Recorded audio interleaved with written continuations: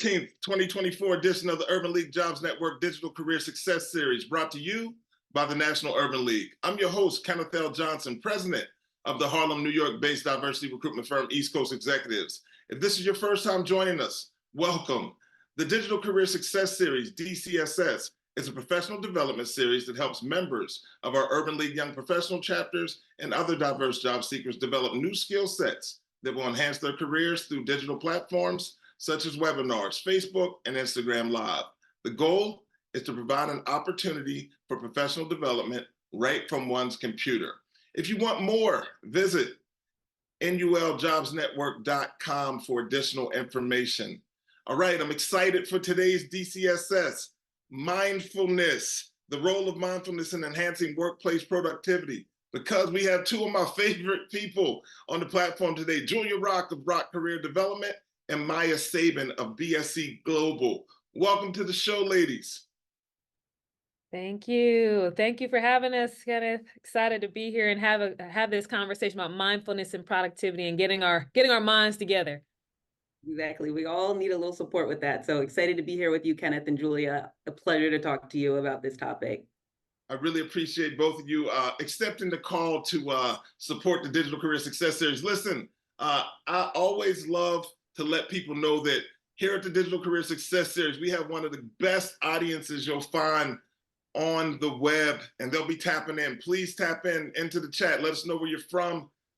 Support Julia and Maya as we continue this conversation. Drop your questions in the Q&A. We will have a Q&A segment at the end of the show. But before we get started and dive in, I'd like for our guests to introduce themselves. Julia, please tell the DCSS audience a little bit about yourself. All right, well, I won't read my whole slide here, but hello, everyone. I am Julia Rock, founder and CEO of Rock Career Development, and we have a two-pronged mission. One, we help professionals and athletes to find their next career play, so find lucrative careers that are meaningful and fulfilling. And then we also partner with organizations on creating transformative cultures where the employees can thrive. And so we work with them on employee engagement, retention, and leadership development. And I'm just a person who serves folks in their careers and want to see them do better and live fulfilling lives. You know, if that last name and the Rock Career Development, that works so well.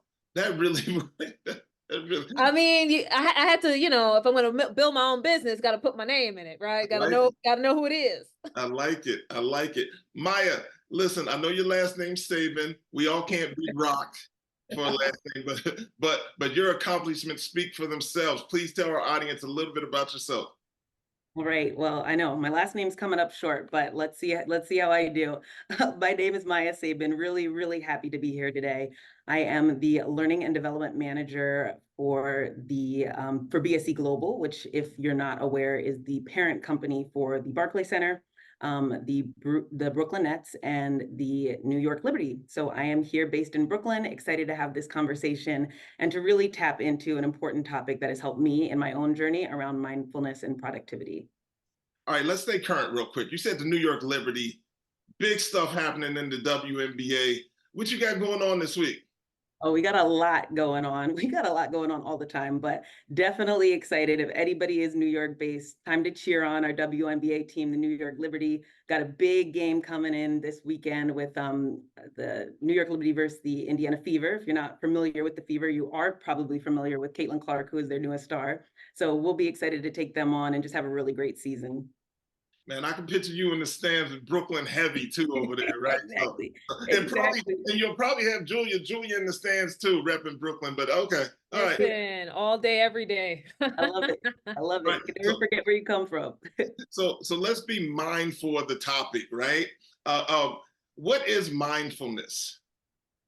Julia, you wanna chime in on this? What do you think of when you think about mindfulness? Yeah, so when I think about mindfulness, I think that there is a misconception that it's about like meditation and yoga, and you got to sit and and it's not really that. That's part of it. But when I think about mindfulness, it's really the idea of being present in the moment, being mentally present in the moment. So not focusing on what you didn't do or you forgot, or focusing on past things, or like building anxiety or anticipation about what you're going to do next. It's really about what am I doing right now and being present with that and focusing directly on what's in front of you and avoiding distraction. So that's kind of a high level, the way that I view mindfulness. You know what? I can appreciate the whole concept of staying present, right? And that being kind of a pillar of mindfulness. Maya, when you think about it, kind of what comes across your mind? So Julia put it very well. I think in terms of mindfulness, I tend to think of oftentimes what we see in like social media or what we see in the movies where you have someone meditating or journaling for 5 minutes or things like that. And although those are really, really important aspects of it, to Julia's point, mindfulness really is that full paying attention and being completely present in the moment. And to tie into that, that's not just like what's going on in your mind, but being present in terms of your feelings, the sensations, everything that is around you, and accepting that and being open to what's there. You know, as we kind of weave in and out of this conversation, I know people speak about mindfulness and they tie that into productivity, right?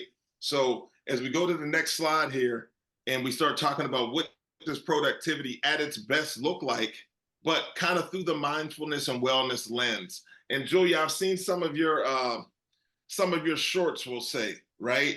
And you're really drilling down and speaking intentionally about people taking control over their careers. And I bet a lot of that's rooted in productivity. You want to talk to us a little bit about some of that?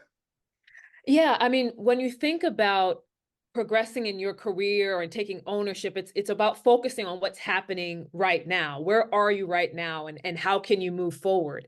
And so thinking about it from the mindset of productivity, it's like, what goals do you have? What objectives do you have? Like, what is it that you need to get done? And being present, mentally present with that and thinking about how can I accomplish this instead of letting things get away from you. And that's kind of what I talk about even in some of my online content is don't let things get away from you. Don't feel like things are running away from you. Take control of it, take a step back, breathe, and then you can take action. And so when you think about productivity, taking that step back, what do I need to get done?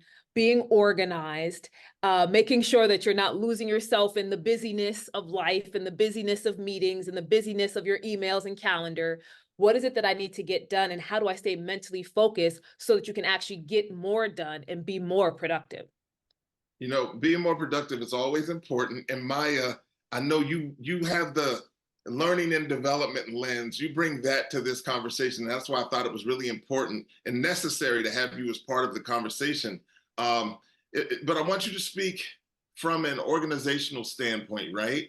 How do organizations, or what should we look for as employees from our organizations to support us in staying, one, productive, but also operating at our best in a team and our independent environment?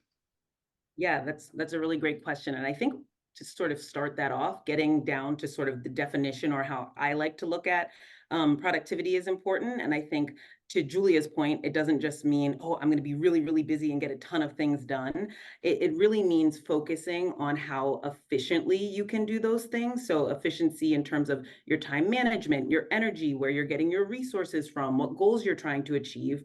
And then from that lens, going into how can I be most productive in the output that I'm trying to finish. And so a lot of times in organizations, there's pushes for deadlines, or there's a new tool that's being introduced, or you've got a new project that perhaps you've come in halfway through and you're not really sure about what you're doing or what your part in it is. And so really making sure that you take the time to get a better understanding of how you will be successful when taking on that work is really important. So whether that be reaching out to a manager and asking for clarification so that you can sit with that information and really efficiently look at how you will proceed, or if it is to make sure that you have a really good understanding of the tools you're using. I know during the pandemic, Zoom became everybody's best friend, but if you don't know when to log on to the Zoom or how to attend the meeting, you're not being as productive as you could be. And so really making sure that you have a holistic look at what's going to set you up for success, and allowing your organization to also know how that will play out for you. I love it. If you're just joining us out there, it's the Digital Career Success Series. We're on today with Julia Rock and Maya Sabin, and we're talking mindfulness. Julia, let's continue on. And speaking about mindfulness, with your clients, how are you teaching them or coaching them, should I say, to practice mindfulness and their day-to-day duties and responsibilities? Man, and this is going to tie back to something that Maya was sharing around from an organizational perspective. We have a lot of meetings that happen at work. There's a lot of meetings, and we talked about Zoom and even Zoom fatigue. And what I talk to my clients about is before you can actually get anything done in a meeting, you need to take a step back and ask yourself, why am I attending? What's the value that I'm going to provide to this conversation? And should I be spending my time elsewhere and just getting, getting the notes afterwards? And so what I coach my clients through is, how are you spending your time? And if you're going to attend a meeting, making sure that you're going to get some value out of it. And then even as you're starting your workday, thinking about, what do I need to get done for today? What deliverables do I have just for today? And not think about, well, I have all this stuff that's due 6 months from now. And then one of the key things is to stop trying to multitask. I know that that's something that I'm guilty of at times, but our brains are not really designed for us to do 10 things at once. And so what are the things that you can focus on as a single task, get that done, and then you move on to the next thing so that you can increase your productivity. And then the last thing I'll say is, creating breaks in your workday. One of the things that happened in the pandemic was that we were having all of these, we were sitting at home. So we just went from this thing to this thing to this thing. And so we were just having a long day of meetings or work. And we never took the break to get up and walk around and get fresh air. And we don't have that chance to reset and reconnect with ourselves. So what I talk to my clients about is creating the breaks in their day so they can reset their minds and come back with a fresh pair of eyes for their work. Hey, Julia, you know what? I'm going to stay here for a second. Okay. So if you don't mind sharing just a little, can you just kind of share your experience? Did you move during the pandemic? Like, I don't know the timelines, but can you speak about what that was like to stay mindful on your task and responsible to your team from another country? Like, just explain your experience if you can. Sure. Yes. So I actually had two moves in the pandemic. One, I moved from Baton Rouge back to Houston, and then I moved from Houston to Argentina. And so when I moved from Houston to Argentina, I was responsible for about 70 people. And so you can imagine moving as a single person to another country and being responsible for 70 people. There's a lot that I had to focus on. And so how I was able to really stay present was thinking about what's most important to me right now. And so I had to take that time to kind of sit and say, this is what my team needs from me, but this is what my personal life also needs in order for me to actually get out of the country and get settled. And so being able to prioritize things and spending an adequate amount of time thinking about a given thing was what really made the difference. Because if I tried to do everything at once, I don't know how I would have made it and actually gotten comfortable in Argentina. So it's really about that prioritization as to what's most important right now. What do I need to get done right now? And then move on to the next thing. And that's really what I held on to. Wow, amazing. Yeah, I was thinking about your story, and I'm like, it's probably really important for this conversation. Maya, I know I kind of jumped the gun on the last question, but I know you lead over L&D initiatives, and I know that's really important for you to kind of see what an organization needs and how they need to support their employees, right? We can go to the next slide.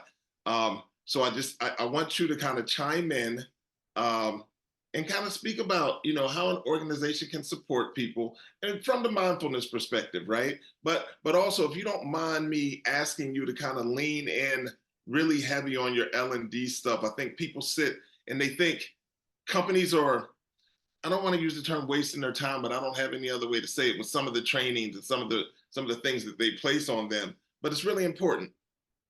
Yeah, I think that one thing that I've noticed being in the L&D space is that we are all approaching things from a very different lens.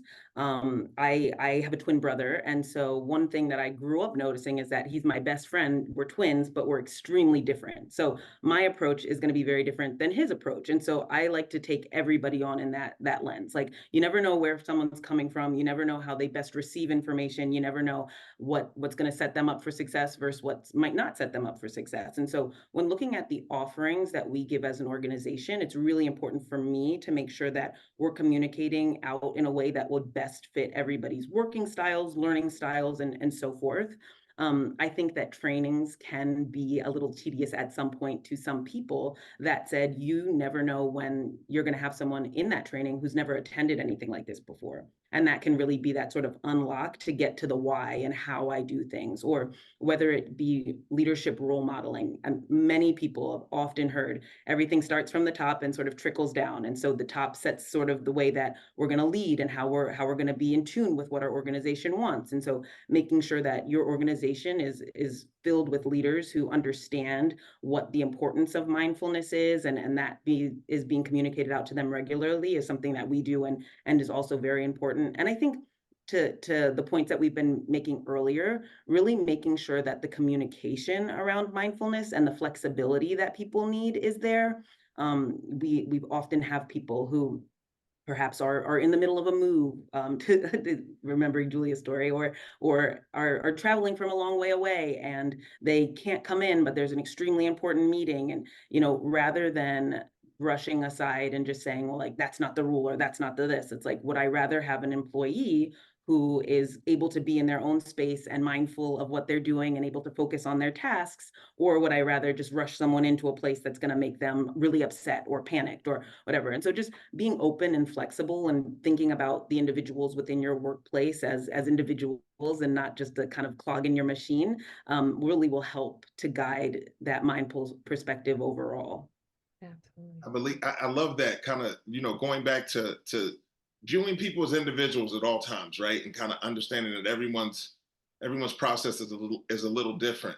Julia, as you're coaching your clients, how do you set the table for them to ask for the help and support they need from their organization? So I would imagine you're coaching people and they're saying, you may see that they're in need of support or resources that maybe in your setting you're not, that's not part of the offering, but they can go back to their organization. How do you guide them through that process? So the first thing in terms of going through that process is actually building that relationship with your manager. One of the things that I have found is that in order for you to get resources, having a good relationship with your supervisor or manager is helpful. I'll just tell you a quick story. During the pandemic, I was going through some personal challenges, and my boss actually noticed and had a conversation with me. And she's like, "Hey, are you doing okay?" And I told her, "Hey, I actually need some time to process some of this." And she said, "Hey, well, here's what I can do. I can move some things around for you, give you a couple of days to manage that, and then you can come back and hit the ground running."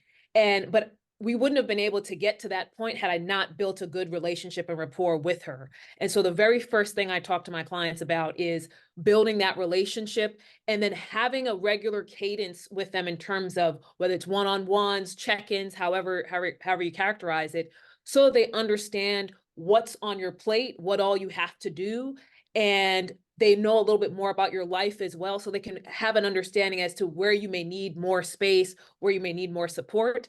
And then lastly, just asking the question, and and it can be something small. I need a few more minutes to do X, Y, and Z, or I need to leave early on a given day for this. And getting comfortable asking for things. And I know people say, well, I don't really want to ask, but again, it's your career. It's what you need. And so being willing, getting the reps in, ask for something small, see what your response is, and then maybe ask for something else after that as you get more comfortable. But if you don't ask, especially in a certain organization, if they don't have that structure set up for you, they ain't gonna give it to you. So you've got to be willing to ask for it. Clearly, you coach athletes. Did you just say getting the reps in? Is she giving sports references here, Maya? Yes, she is. I know. Like she's nailing it. She's nailing it. Also, to piggyback off of what Julia said, one of my biggest thing with employees is really self-advocacy. And I think that there's so much that goes into being able to ask those more challenging or even not challenging conversations that you can have with a manager, with a peer. and taking the time to really think about what you want to say and how you're going to say it, and practicing those sort of mindful communication tips, it is really important. If I want to get a promotion, or if I want to move to a different department, we would hope that people are noticing those things, and of course they are, but making sure that you're your guiding light and allowing yourself to really advocate for the things you want is really important. I love it. Extremely important. It's the Urban League Jobs Network Digital Career Success Series. Please leave your questions in the Q&A for Maya and Julia, because we will get to a Q&A segment in a few. But in the meantime, let's talk about how we enhance productivity. Now, the crack team at the Urban League Jobs Network social media arm came up with some things. It was the 4 ways to be more productive that they shared on social media. And it was about prioritizing tasks, try time blocking, take strategic breaks, and establishing clear goals. So I want to talk, let's jump in and out of these real quick. Julia, prioritizing tasks. Talk to me a little bit about your process to productivity through that action and exercise. Yeah, I mean, because when you think about tasks, there's always going to be 100 things you need to get done, right? That the to-do list never gets smaller. If you work in any sort of corporate environment, there's always something else that someone's adding to your plate. And so when it comes to prioritizing tasks, the question I always ask is, what is the impact if we do this? And what is the impact if we don't? Because then you know, what do I need to get done first versus what I can leave to the side for later? And so that's the very first question, because there are things that are urgent that are not important, right? That it's like, okay, you've got to fill out this form or else. But it's like, but if I don't fill out this form right now and I focus on something that's more high value, what happens? And so that's the real key to prioritizing tasks, figuring out what is the impact and or who else gets impacted if I don't do this right now. And so you can't think about it just kind of in a bubble for yourself. It's also about, if I don't do this, is someone else on my team going to have an issue? Is my manager going to have an issue? Is my customer going to have an issue? Whatever that task might be, and putting that to the top of the list. And then some of the other things you can say, hey, if I get back to this later, it doesn't move the needle, it's okay. And that way you don't get overwhelmed trying to do so many things at the same time. Any information on that, Maya, that you'd like to share regarding just task prioritization? Yeah, definitely. I think that when you're looking at a task, to Julia's point, it's what is going to have the greatest impact, but it's also really making sure that you're not only being conscious of what work you're doing, but also being conscious of the others that it's impacting along the way. There could be a task that it's not super important for me to get done, but it could be holding up a larger body of work that then isn't going to be able to be done. And so really making sure that you're thinking of what's best for me in terms of this timeline, but also making sure that your team is supported as well. I think in terms of prioritization and tasks, another point is, I think Julia touched on our ability to multitask. And so we as humans really, when we're practicing mindful techniques, should only be focusing on one thing at a time. And so I think that if you take an understanding of, oh, I'm going to focus on this one thing, you'll actually be getting it done a lot quicker when you're giving it your single focus than if you are trying to do all of these things at one time. And so kind of reframing and rethinking and making sure that the intent is there is key when picking what's going to happen versus trying to do it all. Hey, Maya, let's stay here, because what I'm hearing is time blocking, right? And because I get distracted easily. And especially working from home, it's one of the reasons I co-work often, because if I'm home, the TV's here, people stop by, like there's always things that kind of stop my flow. And time blocking is essential for me. And I'm just wondering, well, actually, you know what? For the people that aren't familiar with the term, if you don't mind, speak to what time blocking is, but also, is this something that you use? Or a resource that you offer up to people to say, hey, this might be something that allows you to stay on track? Definitely. So for those who don't know what time blocking is, some people kind of call it mindful breaks, whatever your organization, the term they might use, just refers to the time in which you are dedicating to a specific goal or project or whatever, with no interruptions, no sort of outside distractions or whatever you may say. And so I agree with you, Kenneth. I am someone who I am always out there talking to someone, doing whatever, answering whatever. And so we definitely make sure that when people feel that they might be distracted or whatever, we suggest that they block some time off on their calendar to make sure that they're really focusing in on the specific tasks at hand. I actually worked back in the day. I was taking a page from your book and was in recruiting for a little bit. And one of the things that they really, really honed in on was to make sure that we had an adequate schedule for the day. I never worked like that ever before, where I had like almost every 30-minute section of the day blocked out.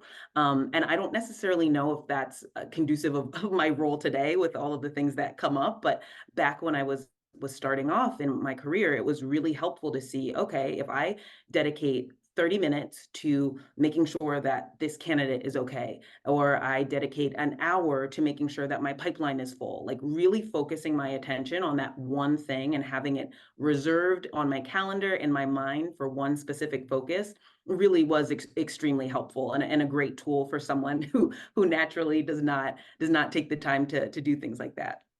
It works really well for me. Julia, I'm not sure if that's a method that you use, but I want to talk about that if so, but also I'd like you to touch a little bit on strategic breaks, incorporating short and planned breaks. Just to kind no, I've seen how you work. You probably don't even incorporate breaks. You just go. Like you have more energy than anyone I've ever seen. So maybe I'll go to Maya on the strategic break. Maya has great energy as well. But yeah, can you talk to us about if you're using time blocking, but also the importance of strategic breaks? So I could actually tie the two together because I'm a person who schedules in those breaks. So I think back to, especially when we started in the pandemic, as I mentioned earlier, we were just going. And I saw that for me because I had a team. And if I didn't block any time on my calendar from 8 to 5, I was in meetings. There was no lunch. There was no nothing. It was just meeting after meeting. And so I started to put time in my calendar for, hey, this is my time for lunch. This is my time for my afternoon walk. This is my time for just email and getting back to some of the urgent kind of administrative tasks. And then I had like my focus periods, like if I had projects and other things, I would schedule in time for that. And even now within my business, I have built a calendar of like, this is the time I have to do these things. Otherwise, the day gets away from you and you get to the end of the day and it's like, I haven't gotten nothing done. What have I been doing for 8 hours? This is crazy, right? And so I would say, time blocking has been such a helpful tool. And again, scheduling in those breaks, because you can't get anything done if your mind is foggy or if it's overwhelmed or if it's overworked. And for me, I can go, but my brain will start to diminish. And so scheduling in those breaks to reset, recharge, refresh, even if it's just going to the fridge and getting a bottle of water and walk around the kitchen island and then come back, it at least gets you up and moving, gets your blood flowing and allows you to reset. Walk around the kitchen island. I like it. I think I might try that out. Hey Maya, listen. So a goal of mine in the future is to walk around the kitchen island. But let's talk about the importance of establishing goals, right? So whether it's daily, weekly, project based, however you do it, what's your secret to goal alignment? I don't want to dive too deep into it, but I want to talk about it. We have a conversation about goal setting. I think set up for next month. But this might be a good way to kind of get our audience ready for that conversation as well. So let's talk about kind of establishing clear goals. Yeah, so from the organizational lens, we goals are very important. And I think making sure that one's goals aligns with what your greater organization is trying to do is also important at a sort of larger level. But then also we have goals every single day that we set that we don't even know, whether it be a specific routine that you follow, whether it be to, even if it's as simple as like get to work on time. For some people that's a little bit more challenging, but that's a goal. And so making sure that your goals are achievable, measurable, and able to be completed within a specific time frame is something that I like to make sure when assessing the goals. It's really important to have specific points and ways of talking about your goals as well. So those are all sort of tips that I have for crafting good goals, and I won't go too much into it because I know you have the session, but having a goal is so important, no matter how big or how small, and making sure that you know the steps or outlining the steps or are working with someone to outline the steps to get to that goal is very important. So working with someone would probably be Julia, our career coach on the show here today. So Julia, listen, Maya mentioned individual goals and work goals, right? And I guess there's some intersectionality between the two, but talk to us about how people should set up individual goals and maybe how they need to separate those from their potential work goals or how they align. Like, speak to me about your thought process on that.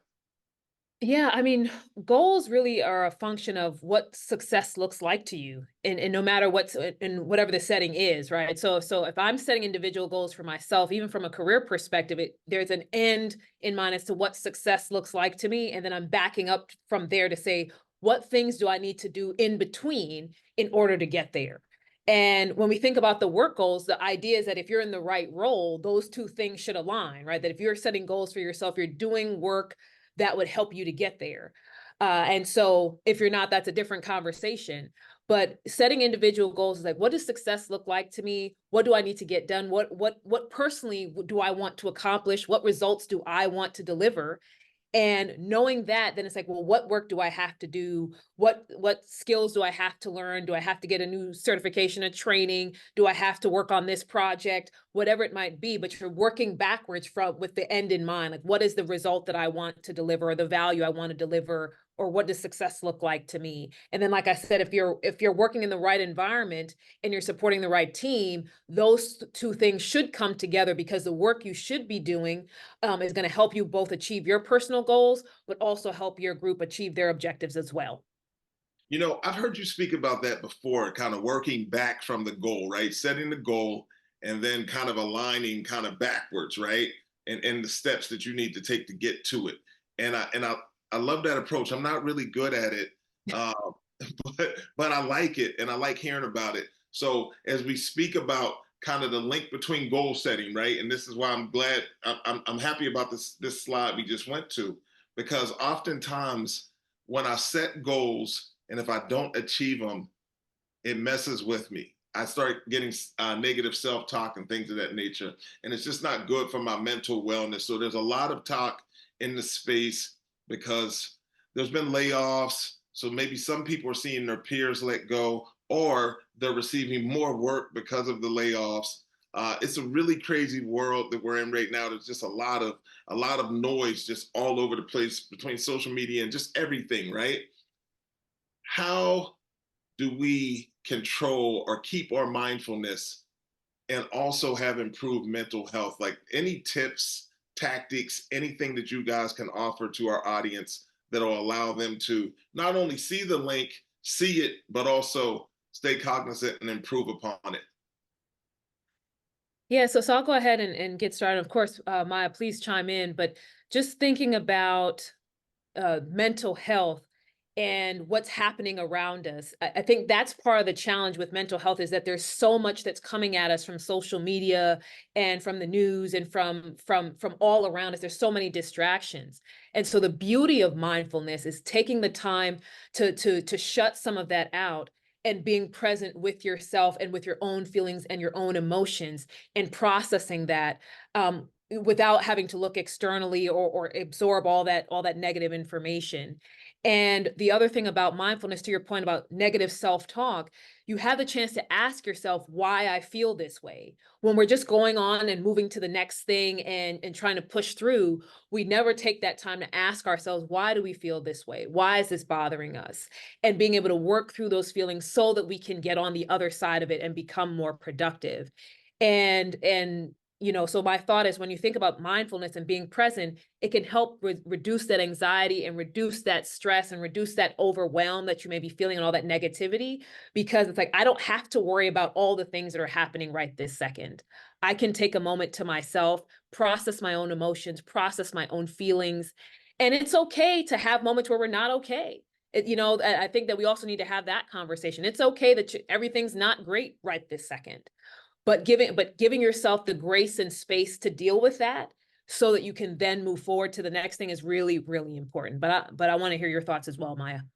Yeah, definitely. I can't say enough, like everybody's mental health journey looks different, and whether that be something that is talked about or not talked about, we all have our own personal struggles and our own struggles by association. And so one of the things from an organizational standpoint that we often try to do is research around how we can best equip our employees to make sure that those mindful practices are being enhanced. And so we've done a lot of research with our benefits team and some of our providers around what are some of the key things that we can see when mindfulness is at the core of some of the trainings and offerings that we give. And so the link in between mindfulness and an improved mental health, you can see like stress reduction.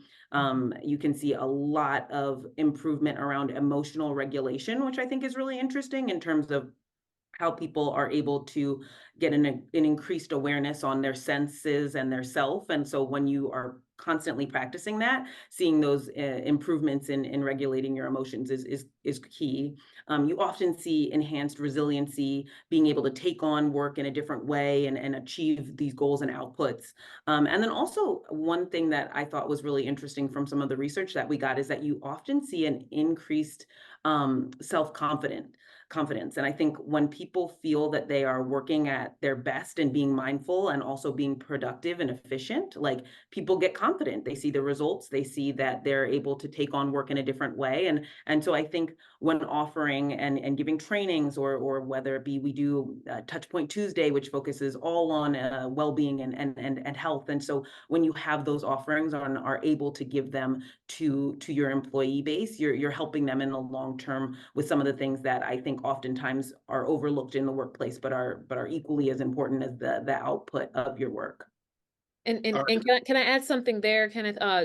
Going back to something you said, Maya, around providing the trainings to the employees, and we may have referenced this earlier about also the supervisors and the managers. Are they trained and equipped to hold space for their employees who may need this, right? Talking about employee engagement and retention and some of these other things, a lot of that goes back to the leadership. And so if the leadership themselves are not aware as to what employees may need in terms of being mindful, in terms of their mental health, in terms of them being able to access the resources, and they need to learn differently or build relationships differently, if employers or supervisors are not prepared for that, it makes that relationship difficult. So employees need the training, but also the leaders to make sure they're equipped to support their employees in the way that they need it. On our last Digital Career Success Series show, we had life and executive coach Nicole Smith on, and she spoke about something that she does on social called Talk About It Tuesdays. And Maya, I just heard you mention Touchpoint Tuesdays. So can you tell me a little more about that? Yeah, so it's a regular offering that we have for our employee base where we will bring in various different health and wellness trainings or topics. We've done something as simple as chair massages, where everyone was able to sign up for a slot and just take a moment and meditate and relax and have a massage. Or we've done, we did a really great one, I think it was last Tuesday, time is flying, but we did a really great one around actually mindfulness and sort of the understanding of mindfulness when you're working in a fast-paced environment like our own. And so really making sure that people feel like they're equipped to take on these sort of more challenging topics that have oftentimes been taboo, and see that you can talk about these things in the workplace with the right, obviously, framework and the correct boundaries, but making sure that those topics that typically in the past have not been as free to talk about are at the forefront of things that we care about, and allow people to know, to Julia's point, that overall, and when I use the term employee base, I typically think of everyone just from like that holistic view, but everybody in the organization should be aware of what is needed for everybody to thrive. And so that comes from leadership, that comes from every level, making sure that people feel like they're comfortable and taken care of in that way is really important. See, you were delivering a point, so you didn't see that humongous smile that came across Julia's face when you said chair massages. They were great. They were great. I will say, I would I'm definitely jealous. I'm jealous. full advantage. Yes. Hey Jay, are there any things that you can suggest? I know you talked about walking around the kitchen, walking around the island, but and that I'm sure that works because I take walks when my day just gets a little too heavy. Yep. I'll just step out and take a 15-minute walk just to kind of slow it down a little. So that works for me. Any other resources, uh, actions, anything that you take that allows you to maybe kind of refresh or reboot just for a second to help with your improved mental health? Absolutely. Breathing. And I know that sounds like real basic, but I have a tendency, if I have things going on my desk, I'm feeling overwhelmed.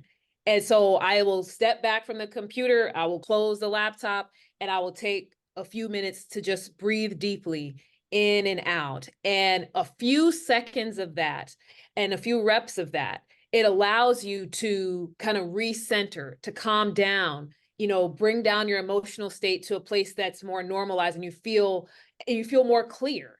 That's the other thing that I found with deep breathing, because you're kind of letting whatever is bothering you to kind of go out one ear and allowing some calmness and some peace and serenity to come over you. And then you also find some mental clarity in that space. And I know that sounds a little bit woo-woo. It may sound a little woo-woo for folks on the phone, but the truth is that breathing and that time, it allows you, it calms you. And so that's one thing that I say that I do pretty often. And then the other thing that I do is write. I'm a person that I have a journal or a notepad or even my notes app on my phone. When I'm feeling that sense of so much is going on, I take that time and I just write out what I'm feeling, what all I feel like I have to do. And it just helps to get it out of my head and out of my body and put it somewhere so that now I can actually take action versus just allowing it to swirl around in my head and continue to be, have disorganized chaos up there. So those are two key things that I do for sure. Maya, anything that works for you or that you've seen work even organizationally? I think, to Julia's point, really getting a sense of, how can I ground myself in, because when you're in a stressful situation, everything is out of the window. When you're feeling like there's a lot of stress in your mind, every tip that you could have ever learned, every talk that you could have ever listened to kind of goes out the window. So really reorganizing and re-centering yourself, and whether that be breathing, whether that be journaling. I'm someone who typically isn't always so keen on meditating or the breathing aspects, but I like to ask myself why. I say, Maya, you're really stressed out right now. Why are you feeling stressed out? Well, I'm stressed out because I've got to meet this deadline. Like, okay, why do you have to meet this deadline? And then just sort of dig in deeper into getting an understanding of what those feelings and why they're coming up through questioning. But I think overall, as an organization, like really being able to allow people to understand the expectation, but also dealing with time and how they can effectively deal with time, so they're not put into these positions as often as they can be put in, is really important. And as well as, to Julia's point earlier, everyone will feel at some point like there's something that isn't perfect. We're individuals, we're humans, and not everything can go just according to plan. And so once again, having that understanding that there will be times when things come up, or there will be times where we're not at our 100% best, but reinstating that we are all human, and if we practice these techniques, perhaps we can sort of unfold and get into that understanding of what we can do to get past it. Man, you took me right where I wanted to go. So I want to thank you for that. Because I was thinking, as you two were talking, I was thinking about, last year we did a workshop on emotional intelligence and the whole EQ discussion, right? And, a big piece of that is the empathy, right? Understanding what others may be experiencing. And some people, in their process to that, they start taking other people's stuff on, especially in a work environment, right? You start trying to help everyone, and it's kind of the airline thing, right? Put the mask on yourself first, and then you can help other people. Any advice on how people can kind of stay out of that cycle, out of that hamster wheel? Yeah, I would say that in in the workplace, there's oftentimes this rush to, oh, I want to help because I'm empathetic, or if I help, it will allow me to get exposure in a certain way, or there's a jump or a call to action. But really understanding boundaries is so key, and getting a sense of, okay, well, if you're supporting somebody else in this, where is your mind at, and how is your sort of productivity going to be stretched, and really thinking holistically in terms of, and that is something that I've often struggled with. I'm so keen to opt in and to support whoever, and to sign on to things, but if it's going to be to the detriment of my mental health or to my work, like really thinking around, is that the best avenue, or is that the best place for me to be in? And I think one of the things that gets tricky is, especially as we're trying to make a name for ourselves, or trying to reach the highest levels of our professions and our careers, is that balance, whether it be work-life balance, whether it be prioritization balance, but the balance aspect is key, and really looking inward. And I often tell people, of course we want to think of everybody and be as empathetic as possible, but it is okay to be selfish sometimes. And I think we're often told, you've got to help everybody out, and you've got to do this, and you've got to do that. But if it's going to be at the detriment of your own self, then we really need to think inward on if the actions that we're acting upon are best serving. Yeah, I think that's such a great point. You're of no use to anyone else if you're not first, taking care of yourself. So I love that point, Maya. And the other thing I would say, Kenneth, around taking on other people's problems. Certain things people may be going through may be part of their own development and growth.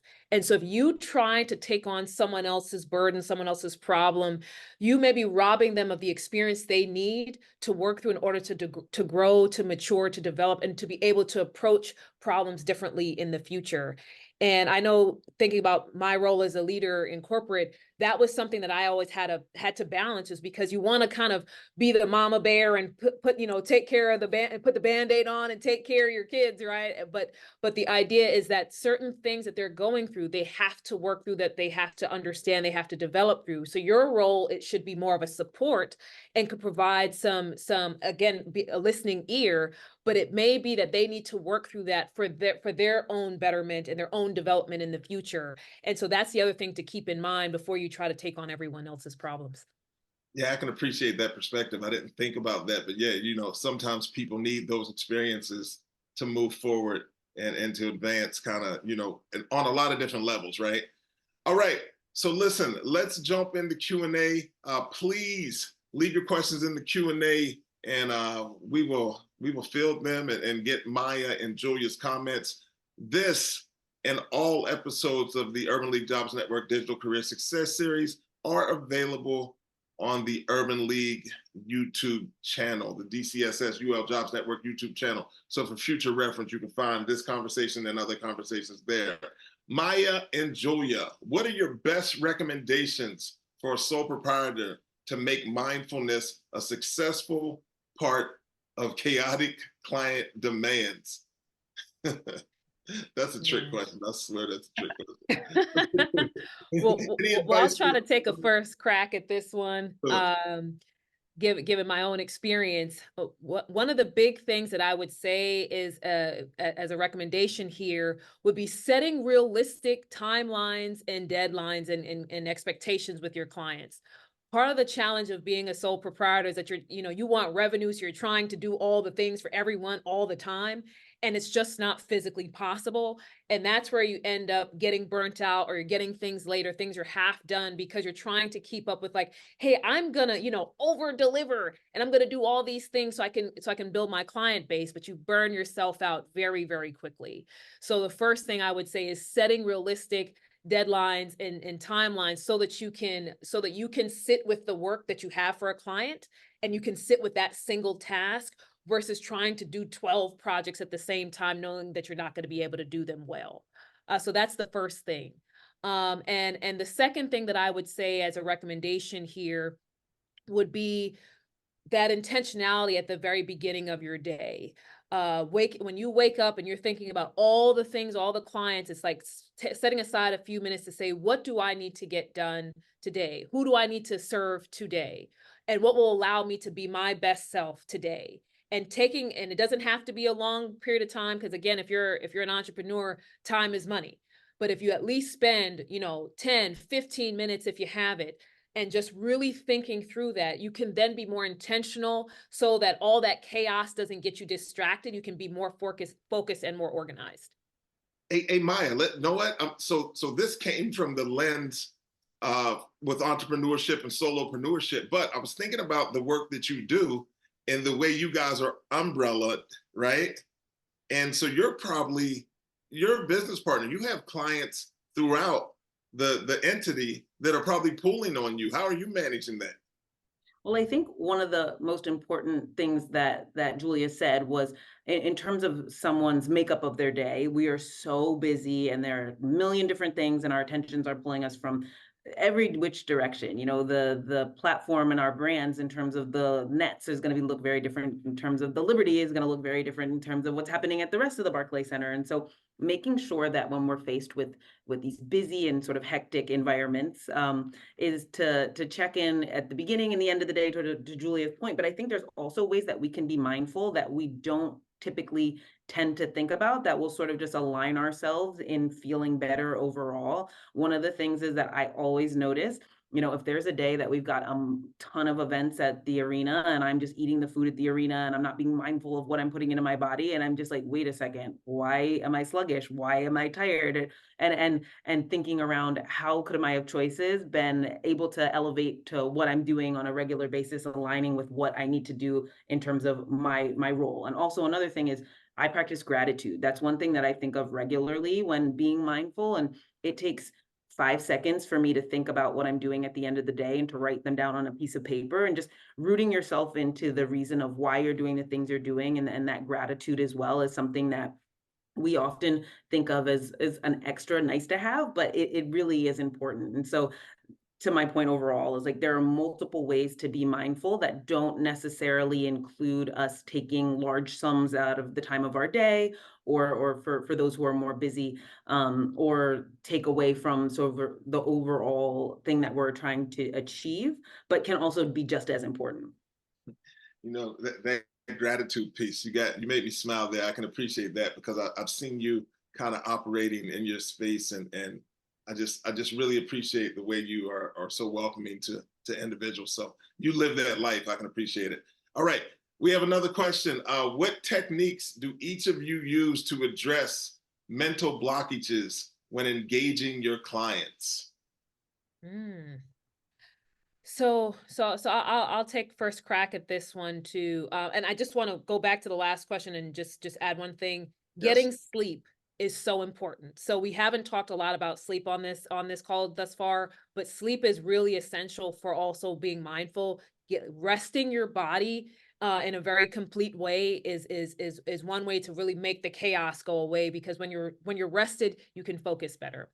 But answering the question around addressing mental blockages, thinking about that, it's going back to the clarity piece. A lot of the work that I do with my clients is helping them to find clarity. And most of the time when we have a blockage, it's because we're unclear about something. There's something that's swirling around that's giving us some fogginess. And so the first step is like, what are we confused about? Or what is the objective that you think you're trying to get to? And let's unpack that and figure out, where is the lack of clarity? Where is the lack of direction?